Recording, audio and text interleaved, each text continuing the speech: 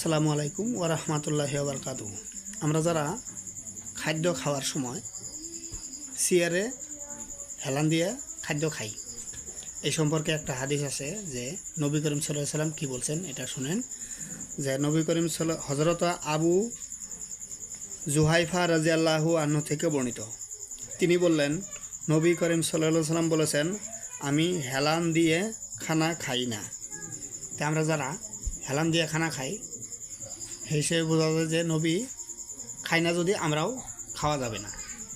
তাই আমরা যারা হেলান দিয়ে খানা খাই, মানে এই হাদিসটা শোনার পর যদি আমরা চেষ্টা করে বাদ দিতে পারি তাহলে বাদ দিব ইনশাআল্লাহ। যদি বাদ দিই তাহলে আল্লাহর নবীর মানে সুন্নত মোতাবিক চললাম বলে মানে মনে হবে। আর যদি হেলান দিয়ে খাই হয়তো পাপের কথাও আসে না এখানে, কিন্তু খাওয়াটা